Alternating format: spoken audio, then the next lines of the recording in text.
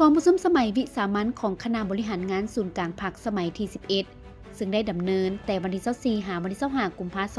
2025ได้ปิดลงด้วยผลสำเร็จอันจบงามกองประชุมเห็นดีรับรองด้านหลักการเกี่ยวกับการปรับปรุงรัฐธรรมนูญฉบับปี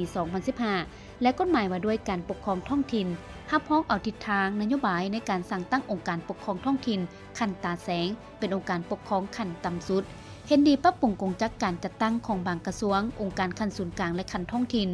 ศูนย์กลางได้ทิศชี้นำการสืบต่อกักเกี่ยมกองประชุมใหญ่ครั้งที่ 12 ของพรรคด้านขบวนการเนื้อในและบุคลากร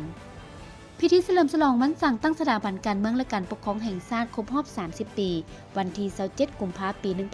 1995 หาวันที่ 27 กุมภาพันธ์ 2025 จัดขึ้นในวันที่ 27 กุมภาพันธ์ ท่านธงลุ้นศรีสุริตเลขาธิการใหญ่ประธานประเทศได้แสดงความสมเสยต่อกับผลสำเร็จ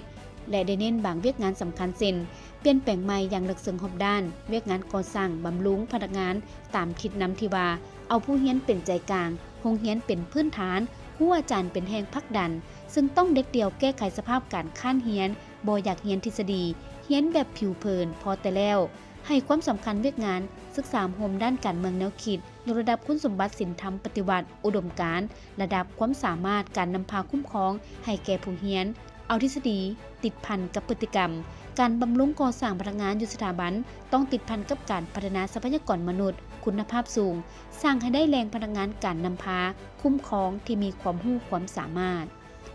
อนุกรรมการโฆษณาขบวนการแข่งขันและย่องย่อสามัญประวัติศาสตร์ของพรรคของชาติจัดพิธีทดลองการแสดงศิลปะวัฒนธรรมเยี่ยมเฉลิมฉลองวันสั่งตั้งพรรคประชาชนปฏิบัติลาวครบรอบ 70 ปีแสดงผ่านครั้งที่ 1 ในวันที่ 24 กุมภาพันธ์ 2025 อยู่ที่หอวัฒนธรรมแห่งชาติโดยการเป็นเกียรติเข้าร่วมของท่านบุญทองจิตมณีผู้ประจำการคณะเลขาธิการศูนย์กลางพรรครองประธานประเทศโอกาสดังกล่าวท่านนางสนสวรรค์วิญญาเกตรัฐมนตรีกระทรวงแถลงข่าววัฒนธรรมและท่องเที่ยวได้รายงานโดยย่อเกี่ยวกับการฝึกซ้อมการแสดงซึ่งมีหลายภาคส่วนโฮมกันเกือบ300 คนการฝึกซ้อมได้พบข้อสะดวกและข้อยุ่งยากแต่คณะรับผิดชอบและนักแสดงพร้อมกับบรรดาศิลปินก็ได้มีความพร้อมอย่างเต็มที่จะแสดงรับใช้ในวันสำคัญในปี 2025 นี้กรมประชุมสมัยสามัญของรัฐบาลประจำเดือนกุมภาพันธ์ 2025 ได้ไขขึ้นในตอนเช้าวันที่ 27 กุมภาพันธ์ซึ่งได้พร้อมกันค้นคว้าพิจารณาต่อบรรดาหัวข้อที่สำคัญและทิศทางแผนการประจำเดือนมีนา 2025 ของรัฐบาลมาตรการเพื่อบรรลุคาดหมายเศรษฐกิจเติบโต 4.8 ส่วนห้อยและคาดหมายมาภาคอื่นๆที่กำหนดไว้ในแผนพัฒนาเศรษฐกิจสังคมแห่งชาติแผนงบประมาณแห่งรัฐและแผนเงินตราประจำปี 2025 แบ่งความรับผิดชอบให้บรรดากระทรวงองค์การและท้องถิ่นแผนการสร้างและปรับปรุงกฎหมาย 5 ปีคือศกปี 2026-2030 และการปรับปรุงห่างกฎหมายว่าด้วยการปกครองท้องถิ่นพร้อมด้วยเวียกงานอื่นๆของเดือนมีนา 2025 วันที่ 26 กุมภาพันธ์ 2025 พิธีเปิดโครงการก่อสร้างการเชื่อมต่อไฟฟ้า